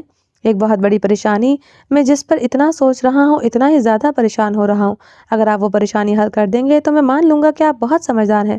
اذلان گہری سوچ میں مبتلا ہو کر سوچتے ہوئے وجدان سے بولا، بکو اب کون سی پریشانی ہے تمہیں؟ وجدان جھنجھلا کر بولا، بھائی میرے جو بچے ہوں گے جس میں سے ایک تو آنے والا ہے، باقی بھی انشاءاللہ آ جائیں گے، کیونکہ ماشاءاللہ سے میری سپیڈ بہت اچھی ہے، میں باقی لوگوں کی طرح تھوڑی ہوں۔ اب اس بکواس کا مطلب وجدان اس کی بات کو بیچ میں کاٹتے ہوئے بولا، کیونکہ بچوں کا نام لیتے ہوئے اذلان نے وجدان کو طنز مارا تھا۔ بھائی مطلب صاف ہے کہ آپ کی سپیڈ بہت کم ہے، میں تو ماشاءاللہ سے 5G نہیں بلکہ 8G کی سپیڈ سے چل رہا ہوں، بہت جلد میں نے تو کرکٹ ٹیم مکمل کر لینی ہے۔ شٹ اپ، حد ہے بھائی، سچ سننے کی بھی ہمت رکھ لیا کریں، کب سے میں راہ دیکھ رہا ہوں کب میرے بھائی کے بچے میرے کندھوں پر کھیلیں گے، مگر آپ تو مجھ پر ترس ہی نہیں آیا، مجھے ہی آپ پر ترس آ گیا تو دیکھ لیں میں نے کتنی بڑی مشکل کو گلے لگاتے ہوئے آپ کے بارے میں سوچا۔ ہمیشہ میری قربانی کو یاد رکھیے گا، کتنا بڑا ڈرامے باز ہے یار تو، کبھی تو میں سوچتا ہوں تو سچ میں میرا جڑواں بھائی ہے، کیونکہ تیرے اور میرے فیچر تو بالکل نہیں میچ ہوتے، کہاں میں نوکیا 3310 اور کہاں تو آئی فون پرو میکس، زمین آسمان کا فرق ہے ہم دونوں میں، تو اتنا لفنگا کیسے ہو گیا یار، جبکہ دنیا میں تو ہم دونوں ایک ساتھ ہی تشریف لے آئے تھے۔ وجدان سوچتی ہوئی نظروں سے دیکھ کر بول رہا تھا، بس بھائی کچھ لوگ انٹیلیجنٹ ہوتے ہیں جو آج کل जो आगे निकल जाते हैं। वो ठंडी आह भरते हुए बोला, कुछ आप जैसे होते हैं जो सिर्फ अफसोस कर सकते हैं। बहरहाल आप इस मुद्दे को छोड़िए, अब जरा मेरी मुश्किल हल करें। वजदान की हंसी निकल गई थी अजलान का समझदारी वाला अफसोस सदा स्टाइल देखकर। पूछो क्या पूछना चाहते हो नौटंकी बाज, वजदान ने हंसते हुए कहा। मेरा सवाल ये है कि जब मेरे बच्चे होंगे वो आपको चाचा बोलेंगे कि ताया। इतने सीरियस अंदाज से वो बात कर रहा था कि वजदान गौर से सुन रहा था कि क्या परेशानी है, मगर अजलान की बात पर वजदान के पाँव से जूता उतारते हुए इसकी जानिब फेंका। मैंने कैसे सोच लिया कि तुम्हारे शैतानी दिमाग में कोई समझदारी वाली बात आ सकती है। वजदान गुस्से से बोलता हुआ दूसरा जूता उतार रहा था। अजलान दांत निकालते हुए वहां से उठकर दरवाजे की जानिब लपका। वजदान सच में गुस्से में आ चुका था। भागते हुए अजलान को वजदान ने दूसरा जूता दे मारा। पहली बार तो निशाना चूक गया था, मगर दूसरा बराबर लगा था। जूता सीधा जाकर इसकी कमर पर लगा था। कसम से वजदान भाई, बहुत जालिम है आप। एक सवाल का जवाब नहीं दिया और भाई को मारना शुरू कर दिया। Shame on you. इससे पहले कि वजदान कोई और शब्द लेता, अजलान वहां से भाग चुका था। पता नहीं इस लड़के ने किस दिन सीरियस होना है। जान हलक में अटकी हुई है कि कहीं यह मामला जल्दी से हल हो जाए और घर की इज्जत पर आंच ना आए, और इस लड़के को अब भी मजाक सूझ रहे हैं। वजदान गुस्से से लाल पीला होता अपने जूतों को उठाता हुआ पहनकर अपने रूम की जानिब चल पड़ा, जहाँ इसकी बेगम साहिबा से मुंह फुलाए बैठी हुई थी।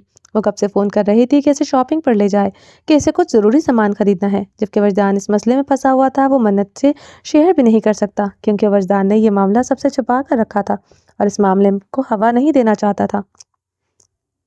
वजदान नहीं चाहता था कि आने वाले वक्त में जिमल और अजलान को किसी मुश्किल का सामना करना पड़े, मगर वो अपनी आड़ को भी नाराज़ नहीं कर सकता था। अब जाकर कड़े इम्तिहान से गुजरना था। वो मुंह फुलाए बैठी होगी और इसे मनाने के लिए काफ़ी जद्दोजहद करनी पड़ेगी। मन्नत का ख्याल जहन में आते ही वजदान के लब मुस्कुराने लग जाते थे। कैसा ये इश्क था जो इस शख्स को हमेशा दीवाना बनाए रखता था। वो मुस्कुराते लबों से सीढ़ियाँ चढ़ते हुए पुरकशिश अंदाज से चलता हुआ अपने रूम की जानिब जा रहा था और तैयार होके दुपट्टे को संभालती हुई रेडी थी। बलाज भी तैयार होकर खड़ा था। वो कब से गहरी नज़रों से इसे देख रहा था, जो बिना तासुरात के खड़ी हुई थी। चेहरे पर ना खुशी थी ना गम। बलाज को इसके ना चिल्लाने पर गुस्सा आ रहा था। इसने ऐसी तवक्को हूर से नहीं की थी। इसे तो लगा था कि हूर इसके आगे चीखेगी चिल्लाएगी, मगर यहाँ तो ऐसा कुछ नहीं हुआ था। इसे कहाँ इस तरह की हूर को देखने की आदत थी। इसने तो बचपन से लड़ाका हूर को देखा था। मैं तुम में किसी चीज़ की अकड़ है, क्यों इस तरह का बिहेव दिखा रही हो, जैसे तुम बहुत मजलूम हो। इसको हाथ से खींचते हुए झटके से अपने करीब किया और इसकी आफात के लिए तैयार नहीं थी तो लहराते हुए इसके बाजों में आन गिरी। इसके सीने से टकराते हुए बेख्तियार हाथ इसके कॉलर पर पड़ गया। हूर ने फौरन घबरा कर हाथ छोड़ दिया। थोड़ी देर पहले ही बलाज ने इसे धमकी दी थी कि आज के बाद वो यह हरकत ना करे। अब क्या चाहते हैं आप? क्या मैं तैयार हो जाऊं कि मुझे मेरे मायके छोड़ने जा रहे हैं? मैं तैयार हो गई। अब गुस्सा किस बात पर है? ये बात तो बलाज भी नहीं जानता था कि इसे किस बात पर इतना गुस्सा आ रहा है। बहुत शौक है अपने मायके जाने का। एक बार इसकी जुबान से इनकार भी तो कर सकती हो कि तुम नहीं जाना चाहती, मगर तुम क्यों बोलोगी? तुम तो अपने भाइयों की चहेती हो। तुम्हारे साथ तो जुल्म हो गया है। अब तो तुम्हें हर हाल में अपने भाइयों के पास जाना है, रोना धोना है, सुनाना है। इसके जबड़े को पकड़कर दबाते हुए लफ्ज़ों को चबा चबा कर कहर आलूद नज़रों से देख रहा था, जैसे हूर को अभी कच्चा चबा जाएगा। मेरा ऐसा कोई शौक नहीं है कि मैं वहां जाकर अपने शौहर की बातें सब पर अयां करूं। अच्छा, इतनी फर्माबरदार हो तुम, तो फिर रुक क्यों नहीं चाहती? फिर जाने से इनकार क्यों नहीं किया? इसकी कमर पर हाथ रखते हुए रीढ़ की हड्डी को इस कदर दबाए हुए था कि कुछ देर और दबाए रखता तो हूर को लग रहा था कि इसकी हड्डी ने कड़कड़ा कर टूट जाना है। अगर आपकी नज़रों के सामने ही रही तो आपको तकलीफ होगी, इसलिए जा रही हूँ। बहुत फिक्र है तुम्हें मेरी। इतनी फर्माबरदार कब से हो गई हो हूर बेबी? बलाज, आप चाहते क्या हैं? जो चाहते हैं जुबान से कह दें, मैं कर दूंगी, मगर बातों को घुमाए मत। तुम्हारा पूरा खानदान रिश्तों को घुमाए, कोई फर्क नहीं पड़ता, मगर मुझे बात घुमाने की इजाज़त नहीं। तुम नहीं जान सकती। अगर चली जाओगी तो फिर तो तुम्हारी सज़ा आसान हो जाएगी। तुम बिल्कुल सही कह रही थी। तुम्हें थोड़ा थोड़ा करके टॉर्चर करूंगा, आहिस्ता आहिस्ता सज़ा दूंगा, तिल तिल के मारूंगा। मेरे साथ रहकर हर घड़ी हर लम्हा अपने भाइयों के लिए सज़ा भुगतना, ये भी शौक पूरा कर लें। जितना एक रात में आपने मेरी रूह को छलनी करके मुझे मार दिया है, इससे ज़्यादा आप कुछ नहीं कर सकते। मैं आपकी हर सज़ा के लिए तैयार हूँ। खुदारा मेरे भाइयों का पीछा छोड़ दें। बहुत फिक्र है तुम्हें अपने भाइयों की। इसके जबड़े को पकड़कर सख्ती से दबाते हुए इसकी जान निकाल रहा था। दर्द की शिद्दत से हूर की आंखों से आंसू बहते हुए बलाज के हाथ को भिगो रहे थे। ठक ठक दरवाज़ा खटक रहा है था। कौन? बलाज सर, वजदान साहब आए हैं, आपसे मिलना चाहते हैं। चौकीदार की आवाज़ आई थी। بڑی فاسٹ سروس ہے تمہارے بھائی کی، پل پل کی رپورٹ رکھتا ہے میری۔ اتنا تو کوئی اپنی معشوق پر نظر نہیں رکھتا جتنا تیرا بھائی مجھ پر رکھتا ہے۔ میں کہاں ہوں، کیا کر رہا ہوں، اس کو ہر وقت خبر ہوتی ہے۔ رات کو یہاں پر شفٹ ہوئے، اب وہ کھوج لگا کر یہاں پر پہنچ بھی چکا ہے۔ اور خاموشی سے بلاج کے طنز سن رہی تھی۔ اگر اپنے بھائی کے ساتھ جانے کی کوشش کی تو میں ٹانگیں توڑ دوں گا، انگلی اٹھا کر دھمکی آمیز انداز سے کہا۔ میری ایسی کوئی خواہش نہیں، اگر جانا ہوتا تو آپ مجھے روک بھی نہیں سکتے تھے، مگر میں جانا نہیں چاہتی۔ اچھی بات ہے، بیویوں کو ایسا ہی ہونا چاہیے، فرما بردار، اور شوہروں کو آپ جیسا ہونا چاہیے، بے وفا۔ وہاں حور کی زبان چلنے لگی ہے۔ بھائی کا نام سن کر طنز کا تیر برساتے ہوئے اس سے دور ہوا تھا فقیر حسین۔ جی سرکار، اس کو بٹھاؤ گیسٹ روم میں، ہم ابھی آتے ہیں۔ جی سرکار۔ چوکیدار جا چکا تھا۔ چلو حور بیبی، تمہارے بھائی صاحب سے ملتے ہیں، دیکھتے ہیں کہ تمہارا بھائی اپنے بھائی کے گناہ پر کس طرح پردہ ڈالتا ہے۔ بلاج کو اندازہ تھا کہ وجدان کیا بات کرنے آیا ہے۔ حور کی کمر میں ہاتھ ڈالے اسے اپنے ساتھ لے جاتے ہوئے لفظوں کے طنز کے گہرے رنگ بکھیرے ہوئے تھا۔ بلاج پلیز۔ کیا؟ آئیبرو اٹھا کے دیکھا۔ وجدان بھائی کے سامنے یہ طریقہ میرے ساتھ استعمال مت کرتا، ہمارے بیچ میں جو کچھ بھی ہے وہ ہمارا پرسنل معاملہ ہے۔ تو میں نے کب کہا کہ میں گزری ہوئی رات کے خوبصورت سین تمہارے بھائی کو سنانے والا ہوں؟ میرا وہ مطلب نہیں ہے، وہ شرم سے لال ہوتے ہوئے بولی۔ تو پھر ذرا مطلب سمجھا دو مجھے، یہ اشاروں کی زبان مجھے سمجھ نہیں آتی۔ میری کمر سے ہاتھ ہٹائیں۔ کیوں؟ مجھے وجدان بھائی کے سامنے اس طرح جاتے ہوئے شرم آتی ہے۔ کمر پر رکھے ہوئے بلاج کے بھاری ہاتھ کی جانب اشارہ کرتے ہوئے کہا، ماشاءاللہ اپنے بھائی سے بہت شرم آتی ہے۔ تھوڑی سی شرم میری بہن اور اپنے بھائی کو بھی سکھا دیتی ہوتی تو آج حالات اتنے خراب نہیں ہوتے۔ بلاج، اس سب میں میری اور وجدان بھائی کی کوئی غلطی نہیں، ہمیں بیچ میں مت گھسیٹو۔ مجھے وجدان بھائی سے بہت شرم آتی ہے، میں تمہارے ساتھ اس طرح نہیں جاؤں گی۔ جی تو چاہتا ہے کہ تمہیں اس سے بھی برے انداز سے لے کر جاؤں، مگر میں تمہارے بھائی اذلان کی طرح بے غیرت نہیں ہوں۔ میں جانتا ہوں کہ ایک بہن کی شرم و حیا بھائی کے سامنے کیا معنی رکھتی ہے۔ اس کی کمر سے جھٹکے سے ہاتھ ہٹا کر اسے خود سے دور دھکیلتے ہوئے اس کے آگے چلتا ہوا گیسٹ روم کی طرف جا رہا تھا۔ السلام علیکم۔ وعلیکم السلام، کیسا ہے میرا بچہ؟ وجدان حوریہ کے سلام بلانے پر اپنی جگہ سے اٹھتے ہوئے دونوں ہاتھ پھیلائے کھڑا تھا۔ میں ٹھیک ہوں، آپ کیسے ہیں وجدان بھائی؟ پہلے تو ٹھیک نہیں تھا، مگر اب اپنے بچے کو دیکھ لیا ہے، اب بالکل ٹھیک ہوں۔ حوریہ کو پیار سے گلے لگاتے ہوئے ماتھا چوم لیا تھا۔ وجدان حوریہ کو بیٹیوں کی طرح پیار کرتا تھا۔ حوریہ تم ٹھیک ہو؟ جی بھائی، میں بالکل ٹھیک ہوں۔ حوریہ نے اپنے دل کے جذبات چہرے سے ذرا برابر بھی ظاہر نہیں ہونے دیے تھے۔ حوریہ کے ریاکٹ کو دیکھ کر بلاج حیران تھا۔ بنا وجدان کے سلام دعا کیے بلاج صوفے پر ٹانگ جمائے بیٹھ گیا۔ کیا حال ہے بلاج؟ وجدان اپنی جگہ پر بیٹھتے ہوئے بلاج سے مخاطب ہوا۔ حوریہ یہ بھی وجدان کے ساتھ ہی بیٹھ گئی تھی۔ حال کیسے ہیں؟ یہ پوچھ کر زخموں پر مرچی لگانے آئے ہو؟ میں ایسا کیوں کروں گا بلاج؟ کیونکہ تمہارے پورے خاندان کو مزہ آتا ہے مجھے ذلیل کر کے، جس کا جیتا جاگتا ثبوت تمہارا بھائی ہے۔ غصے کی شدت سے بلاج ٹانگ پر ٹانگ جمائے پاؤں کو مسل کر مسلسل ہلا رہا تھا۔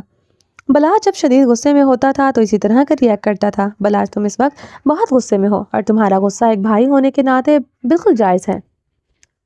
میں تم سے معافی نہیں مانگوں گا، جو کچھ ہوا ہے اس کے لیے معافی بہت چھوٹا لفظ ہے۔ بیٹیوں کی عزت کتنی نازک ہوتی ہے اس بات کا احساس ہے مجھے، مگر بلاج تم ایک بات بہت اچھی طرح سے جانتے ہو کہ اذلان کبھی ہمارے اس کلچر کو پوری طرح سے سمجھ نہیں پایا، اور نہ ہی شاید آنے والی زندگی میں وہ کبھی سمجھ سکیں گے، کیونکہ ایک تو اس کا جو پیشہ ہے وہ بھی پریکٹیکل چیزوں پر ہی چلتا ہے، اور دوسرا اس نے بہت زیادہ وقت باہر گزارا ہے۔ اس کی سوچ چاہ کر بھی تمہارے اور میری جیسی نہیں ہو سکتی۔ میں بالکل بھی اس کو جسٹیفائی نہیں کر رہا، میں صرف یہ سمجھانے کی کوشش کر رہا ہوں کہ اس معاملے کو ہمیں سمجھداری سے ہینڈل کرنا چاہیے۔ وجدان کے انداز میں ٹھہراؤ تھا، ذہانت تھی۔ نہ چاہتے ہوئے بھی بلاج وجدان کی بات سننے پر مجبور تھا۔ وجدان مدعے کی بات پر آؤ، کیا چاہتے ہو؟ بلاج میں چاہتا ہوں کہ تم اچھی طریقے سے زمل کو ہمارے گھر کی بہو بنا دو۔ میں تمہارے پاس زمل کا ہاتھ مانگنے آیا ہوں۔ ماشاءاللہ ہمارے سر میں خاک ڈالنے کے بعد تم یہ ڈرامے بازی کرنے آئے ہو۔ افسوس ہے مجھے تمہاری سوچ پر، تم کتنے دوگلے ہو۔ اپنی بہن کے لیے تمہاری سوچ اور ہے، اور دوسرے کی بہن کے بارے میں رول اور سوچ الگ۔ مجھے سمجھ نہیں آتی کہ تم جب پنچایتوں میں جاتے ہو تو کیا اسی طرح کے دوگلے فیصلے کرتے ہو؟ لال آنکھوں سے سخت تاثرات لیے بلاج وجدان کے مخاطب ہوا تھا۔ بلاج جس انداز سے وجدان سے بات کر رہا تھا، وجدان ایک سیکنڈ وہاں کھڑا ہو کر اس کی بات نہ سنتا، مگر یہی تو وجدان کی ذہانت تھی کہ وہ موقع کی مناسبت سے اپنے جذبات اور غصے کو کنٹرول کرنا جانتا تھا۔ ایسے تو نہیں تھا، وہ آس پاس کے 15 گاؤں کے پنچایتوں کا سربراہ مقرر کیا گیا تھا، جس کے بنا پنچایت اپنا فیصلہ نہیں لے سکتی تھی۔ ایسے تو نہیں، وجدان اپنے دادا جان کا چہیتا شیر کہلاتا تھا۔ اس میں وہ قابلیت تھی جو اسے سب سے الگ اور منفرد بناتی تھی۔ وہ موقع کی نزاکت سے فیصلے کرنا جانتا تھا۔ اس وقت اسے بلاج کا ریئیکٹ بالکل بھی غلط نہیں لگ رہا تھا، جبکہ حریہ کافی ڈری ہوئی تھی۔ جس انداز سے بلاج وجدان سے بات کر رہا تھا، حریہ کا دل دھک دھک کر رہا تھا کہ کہیں اس کا بھائی غصے میں آ کر کچھ غلط نہ کر بیٹھے۔ میں تمہیں اپنا دل چیر کے دکھا نہیں سکتا کہ میرے لیے زمل اور حریہ میں کوئی فرق نہیں۔ خدا گواہ ہے کہ اگر زمل کی جگہ حریہ بھی ہوتی تب بھی میں یہی فیصلہ کرتا۔ میں مانتا ہوں کہ بچوں سے غلطی ہوئی ہے، مگر ایسی غلطی نہیں کہ جس کا ہم ازالہ نہ کر سکیں۔ قسم کھا کر کہو وجدان، اگر زمل کی جگہ حریہ ہوتی تو تم اتنے ہی تحمل سے بیٹھ کر فیصلے کرتے جتنے تحمل سے تم مجھے لیکچر دینے آئے ہو۔ اگر تمہیں قسم پر یقین ہے تو میں خدا کی قسم کھا کر کہتا ہوں کہ اگر زمل کی جگہ حریہ ہوتی تب بھی میں یہی فیصلہ کرتا اور میرا یہی انداز ہوتا۔ ہاں، مگر میرے دل میں تمہاری طرح اپنی بہن کے لیے غصہ ہوتا، مگر میں اپنے فیصلے سے پیچھے نہیں ہٹتا۔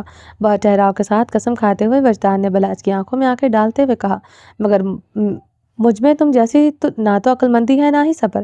میں نہیں کر سکتا یہ سب، اور ویسے بھی میں سب رشتے توڑ کر آیا ہوں۔ جا کر اس کے ماں باپ سے بات کرو، ان سے رشتہ مانگو۔ میں کچھ نہیں کر سکتا۔ دو ٹوک سا جواب دیا۔ تم عقل مند بھی ہو اور صبر بھی تم میں بہت ہے، بس تمہارے اندر کا بھائی جو اس وقت شدید غصے میں ہے وہ تمہیں آگے بڑھنے نہیں دے رہا۔ پلیز بلاج، جب بہنوں سے غلطی ہو جاتی ہے تو بھائی ان کو یوں دنیا کے رحم و کرم پر نہیں چھوڑ دیتے۔ بھائی سہارا بن کر ہمیشہ اپنی بہنوں کے ساتھ ہوتے ہیں۔ بھائیوں کو اس بات سے فرق نہیں پڑتا کہ دنیا والے اس کی بہن کو کس نظر سے دیکھتے ہیں۔ اگر بھائی باقی لوگوں کی طرح سوچنے لگیں تو بہنیں ہر مشکل گھڑی میں اپنے بھائیوں کو آس بھری نظروں سے نہیں دیکھتی۔ تم ایسے وقت میں زمل کا ساتھ نہیں چھوڑ سکتے، چاہے سارا زمانہ بھی زمل کا ساتھ دے دے، مگر تب بھی اس کی نگاہیں صرف تمہیں دیکھیں گے۔ جب بھائی کے سر میں خاک ڈالی تھی اس وقت اسے بھائی کا خیال کیوں نہیں آیا؟ وہ بے وقوف ہے، نادان ہے، تم سمجھدار ہو۔ اور اپنے بھائی کے بارے میں کیا خیال ہے؟ وہ تو بے وقوف نہیں، وہ تو پڑھا لکھا ہے، عقل مند ہے، وہ بھی ضرورت سے زیادہ۔ اس نے میرے گھر کی عزت پہ ڈاکر ڈالتے ہوئے کیوں نہیں سوچا؟ اس کی سوچ ہم دونوں جیسی نہیں ہے بلاج۔ یہ بات میں کتنی بار تمہیں سمجھاؤں کہ اس کے نزدیک تو یہ سب کچھ غلط نہیں ہے۔ تو نکاح کیا مجھ سے پوچھ کر کیا تھا؟ نکاح بھی تو چوری کیا ہے۔ چلو اس مدعے پر آ جاتے ہیں۔ میں چوری میری بہن سے نکاح کیا، اسے ذرا شرم نہیں آئی اپنے ہی گھر کی بیٹی کے ساتھ چوری نکاح کرتے ہوئے؟ غیرت مندوں کی طرح رشتہ بھی تو مانگ سکتا تھا۔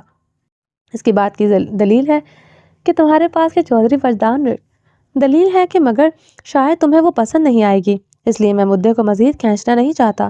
نہیں، تم مجھے اس بات کی پہلے دلیل دو، اس کے بعد اس سے آگے بات کرنے کا رستہ نکلے گا۔ اس نے نکاح اپنی بہن کو پروٹیکٹ کرنے کے لیے کیا، ورنہ اس کا ایسا کوئی مقصد نہیں تھا۔ مطلب اس نے یہ نکاح حریہ کے لیے کیا؟ بلاج متلاشی نظروں سے دیکھتے ہوئے بولا، ہاں، تاکہ تم اگر اس کی بہن کو کوئی تکلیف دو تو بدلے میں تمہاری بہن کے ساتھ وہی سلوک کر سکے۔ بلاج، اگر ایک بھائی کی نظر سے دیکھو گے تو اس نے بھی کچھ غلط نہیں سوچا۔ تمہارا جو حریہ کے ساتھ رویہ تھا، جو کچھ ماضی کی تلخ یادوں میں صدف پھپھو کے ساتھ گزرا ہے، ہم اسے چاہ کر بھی بھول نہیں سکتے۔ بھولنے کو تو ایسا بہت کچھ ہے جو میں نہیں بھول سکتا، اس لیے کہہ رہا ہوں اس بات کو چھوڑ دو، وقت گزر گیا ہے، اس کو مت دہراؤ، اس بات کو یہیں پر ختم کر دو۔ وجدان کو بات خراب نہیں کرنا چاہتا تھا، اس لیے اس نے بلاج کے بابا اور ماں کی بات کو فی الحال کٹ آؤٹ کر دیا۔ تمہارا بھائی تو بہت زیادہ آگے کی سوچنے والا ماسٹر مائنڈ ہے۔ مطلب اب جو کچھ بھی حریہ کے ساتھ کروں گا وہ سب کچھ بدلے میں وہ میری بہن کے ساتھ کرے گا۔ تو پھر کس منہ سے تم رخصتی کا مطالبہ کرنے آئے ہو چودھری وجدان بلاج، اس کی یہ سوچ تھی۔